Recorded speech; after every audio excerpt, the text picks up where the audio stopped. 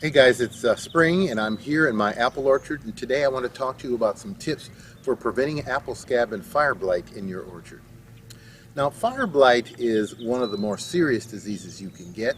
It's a bacterial disease and it really will destroy pear and quince, and depending on the variety of apple it can be a problem there also. Whereas apple scab is a fungal disease and it will affect apples, pears, some peaches, and they're not all the same scab diseases.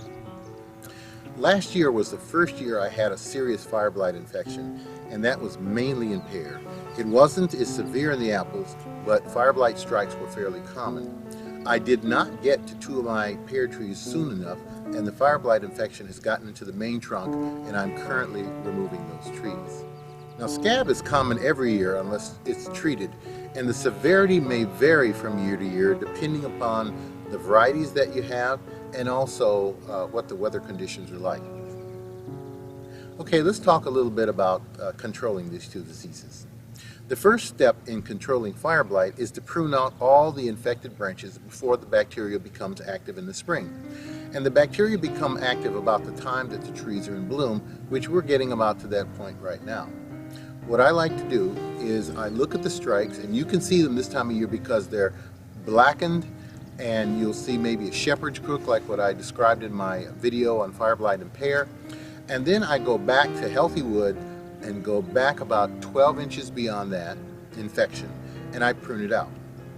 Now, a lot of references will suggest that when you're making cuts like this, you should sterilize your pruning shears, and they usually recommend a 10% bleach solution, 90% water. But it takes a while for that to happen. It's not an instant sterilization. You have to wait for a few minutes. So what I'd like to do is I bring my propane torch out into the orchard, and if I suspect that I've cut something that's really close to fire blight, I just run the propane torch over the blades, and that will take care of any bacteria in just a few seconds. Now, after that, I want to dispose of that material, so I burn it all. Both the fire blight infections and anything that I pruned out just in case there might be some fire blight there that I didn't see. And that way I don't have to worry about it being a source of infection in my orchard again. Now, while the trees are still dormant, you can use certain preparations of copper. And copper is an antibacterial material, and it can be quite helpful in preventing fire blight infection. But you can only use this for a short period of time. Once the growth has actually started on the trees, you can no longer use copper products. Fire blight can also be suppressed by using an antibiotic called agromycin. And that's a trade name. It's actually Streptomycin. And you can't buy this at a local garden center. You usually have to go to farm supply places. And I paid about $30 for a bag of 20 ounces or so. And it'll last you a while. There's no smaller bags available, so you just have to buy that if you're going to use that particular preparation. This is not an organic product, but if you're going to use it, it's about 1 to 2 ounces per 25 gallons of water. That's about as small as I can get it down to. Actually, I got it down to per gallon, which is about 1 teaspoon per gallon. Okay, let's switch gears here for a second, and let's talk a little bit about scab. Now, although the trees aren't going to die from this problem, severe infections can really decrease the quality of the crop. Now, it is a superficial problem, so unless it's really a bad infection, you can peel this off and still use the fruit without any trouble. You could actually eat scab and it's not going to harm you. But if you wanted to sell these apples, you just would not get the price that you would like because of the scab on them. Now, the majority of the infection will originate from last year's leaves, which has fallen under the tree.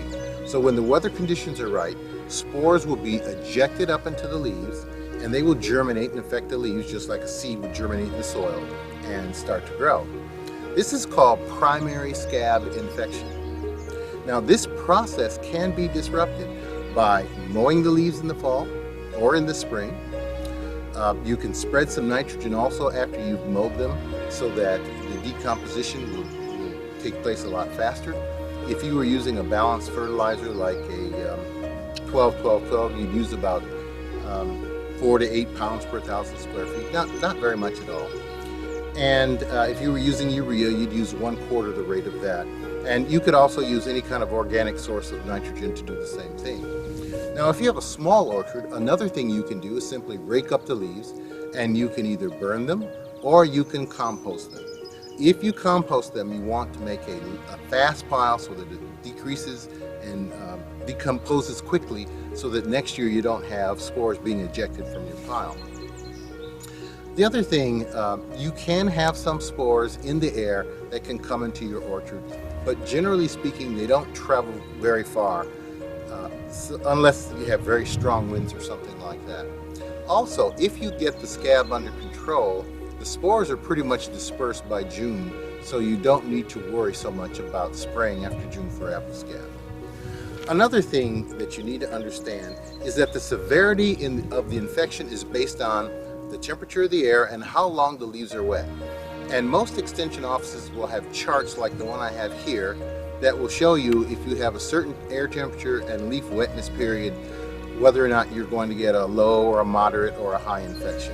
And that's important. Another thing that you can do is keep up with your local extension service experts, and they will give you information as to what the situation is with the possible scab infection periods. Now, if you control the scab early, you don't have to worry about it later.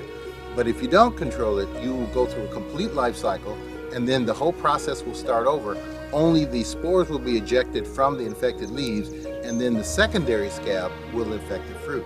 So if you control the primary scab, you don't have to worry about the secondary scab. Another way that you can prevent apple scab infections is to use a preventative fungicide, such as sulfur if you're growing them organically, or Captan, or Immunox. There are a number of different things available for control of scab. When using fungicides to try to prevent apple scab infections, you need to make applications before favorable conditions occur. And you also need to make the application early enough before rain so that the spray has an opportunity to dry. Now, once a spray has been put on, if it rains more than about a half of an inch, it may have to be reapplied depending on what type of fungicide you're using. For instance, if you're using Immunox, which has some systemic abilities, it's absorbed into the plant tissues, it doesn't wash off as easily as, say, Captan, which is simply on the surface. And as I mentioned before, if you control the scab early, you won't have to worry about that secondary infection that will get onto the fruit. Now, sometimes nature doesn't work out for you, and you may have 2 or 3 days of rainy weather. When this happens, it's difficult to control scab with most fungicides, because if you were to put it on before those 2 to 3 days, it's going to be washed off. If you put it on after, it may be too late. Now, there are certain fungicides like Immunox, which I pick up at Home Depot and Lowe's. It has the ability to kill an early infection before the leaf symptoms occur. This infection can be up to 96 hours old in the case of Immunox. This is called back action. Not all fungicides have this. Captan has about 48 hours back action, and sulfur doesn't have any back action. So if I had 2 or 3 days of rain and I sprayed immediately after with Immunox, any infection that happened during the last 3 days is going to be wiped out. Other than Immunox, most other fungicides that are available to homeowners have little or no back action. And to my knowledge, there are no organic products that have this characteristic, so prevention is your best option. If you're planning to put in a new orchard or you want to add to an existing orchard, consider planting what we call resistant varieties. It doesn't mean that they don't get apple scab, it means that compared to most other cultivars or varieties, they will have a much lower level of it. And there are a list of varieties that I will scroll on the screen here that you can purchase and try them for yourself to see if you like the apples. Now, these are varieties that are recommended for Michigan, and if you live in another part of the country, you may want to consult your local university extension service to find out what their recommendations are for your area. This is Gary Heilig. I hope this has been helpful, and I'll see you in the next